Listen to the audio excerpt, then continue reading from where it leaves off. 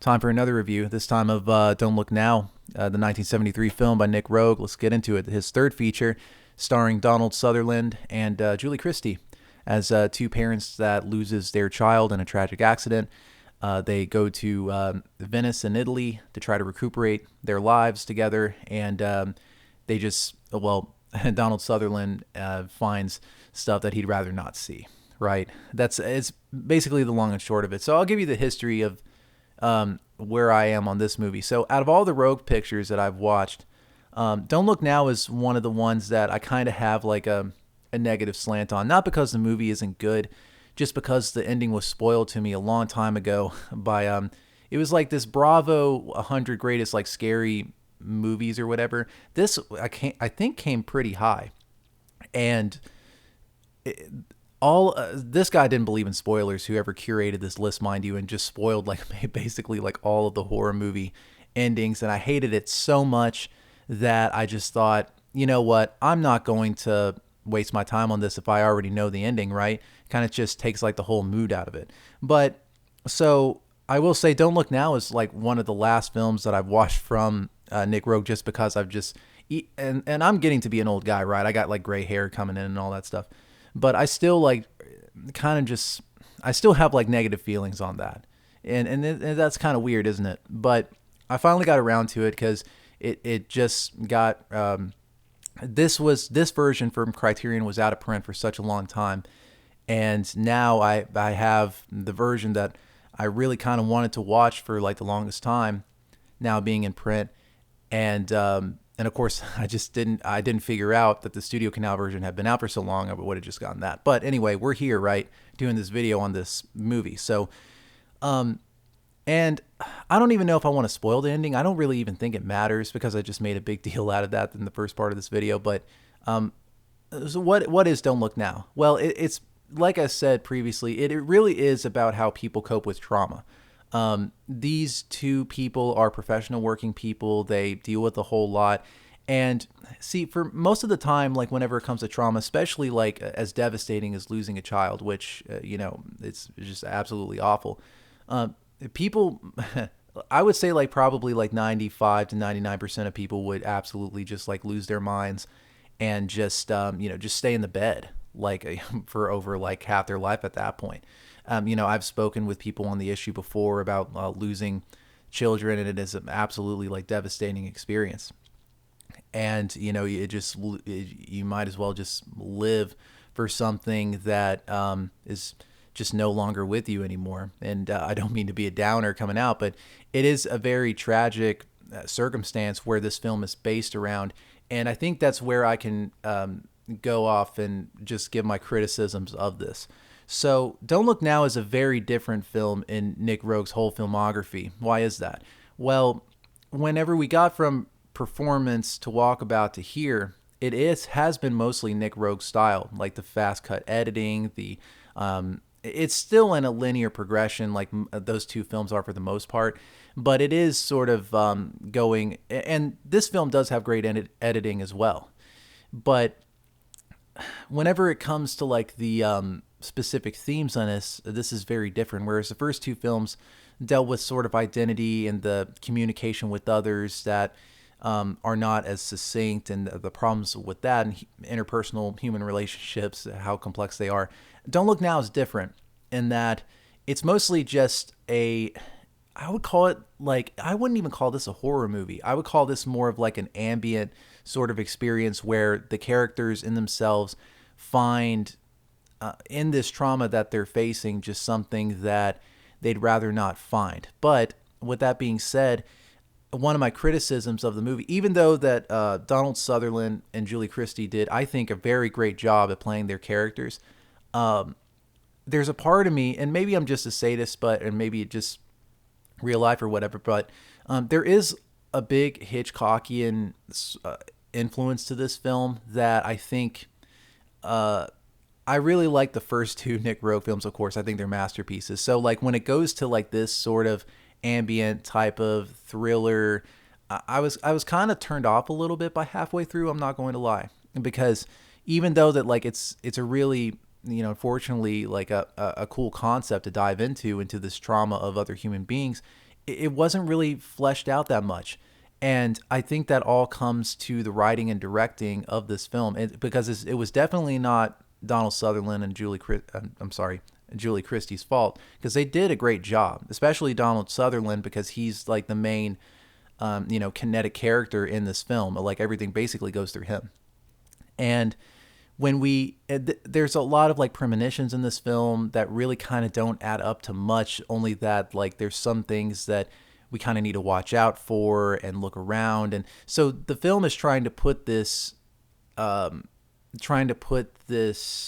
feeling out there that there's this great unease. We don't know what this unease is, but it is there, and it is haunting in some way. The way that Venice comes across in this, usually it's depicted in a lot of other places as this absolutely beautiful, serene place, just Italians everywhere, I guess, in these boats. It is just dark, just depressing to look at in this water, and I think it's a really cool subversion of that, just to have the complete opposite effect, right? Because we're dealing with a very heavy subject matter. Part of me feels that there wasn't enough suffering in these characters, and yes, people take trauma a different way. A lot of people put it in their work, and especially for these two characters, because they are important in some way, especially Donald Sutherland's character, who's trying to create this art for this church. And so there is like portions of this film where I just thought, man, I just wish it was explored a lot more. And Julie Christie seeks refuge in these two older ladies who are considered to be clairvoyant, or just they're able to look into the future in some way. And is this a negative way? I don't necessarily know, but it's just where people will go to sort of sort out their trauma, I guess, but I just think that there's ways, but there's some connection to both of it, but it wasn't explored deep enough for what I felt it could have been interesting. And what we really got in Don't Look Now is mostly just an ambient mood piece where we're sort of just going through the motions of just trying to come to grips that this special person in your life is gone. But at the same time, there's like a subplot of like a murder mystery that's been going around there, and that there's bodies like that's piling up in Venice as they're trying to figure this all out. Of course, Donald Sutherland, because he keeps on asking questions, is now the subject of a police investigation into these specific murders. So I just think that there could have been a lot more to this film than what there is. And Don't Look Now is considered a classic of the horror genre, of this sort of not horror-ish type of film. It is a very bloody film, but not in the way that you would specifically expect. And that's really all I have to say about Don't Look Now, because it's really like, I won't say it's a nothing of a film, because there are parts of it where I think is there is some interesting observations. But whenever it comes to like delving into specific trauma or whatever, I just feel like this is just not the way to go. What I would actually recommend, and what I really thought of this film, is sort of like I would say that the Lars von Trier film Antichrist, if you haven't saw that film, it is very interesting how both of those, and it is somewhat complete nonsense, but it is a way where these people are able to cope with trauma in a very interesting way that I wouldn't have thought of in Don't Look Now. Because Don't Look Now is just very vanilla in that sense, whereas Antichrist is, but that's just my sort of just observations or whatever, I guess. But I prefer Antichrist over to Don't Look Now. And also, a lot of discussion is made about the sex scene in this, which I do think is the best scene in this film, just because like it was shot in this very healing way, where both of these people have kind of been cast off due to the tragedy, and now they're back together and they're trying to just mend their lives. And I thought that it was a beautiful part in that film, and probably the best part of that film. Of course, like it was cut and like people hated it because of how intense and really not beautiful, but they just found it to be just completely disgusting, I guess. But uh, it's the best part of the movie, I think. Like if you're not squeamish about that sort of stuff, but just because it was almost like a healing nature, almost. So, and sex can be that way. It doesn't have to be about like lust or anything like that. It can just be like an act of love between two. Whereas now we can just say, "Oh, sex is funny," right? It can also be like a loving aspect of life, and it can heal in some way. So don't Look Now, I would still recommend in this because there are some ideas in there, and there's stuff to take away. I think the performances of Donald Sutherland, Julie Christie are great. Of course, the editing's phenomenal. The direction, I think, in this one, I guess it just, for me in this film, it just boils down to the ideas just not being fully fleshed out, and that's where I think Don't Look Now is. I would recommend it, but I don't. As the time goes on, there have just been.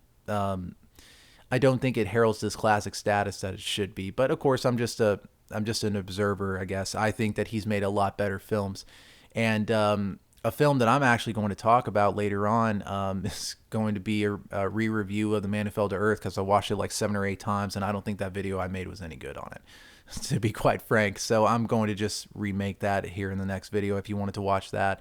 So, but thank you so much. I am going to just go ahead and just end it here. Also, oh yeah, the 4K itself, of course, the 4K image.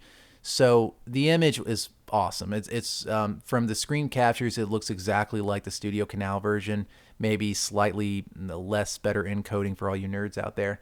But I do think that the 4K image is absolutely fantastic, so you don't even have to worry about that.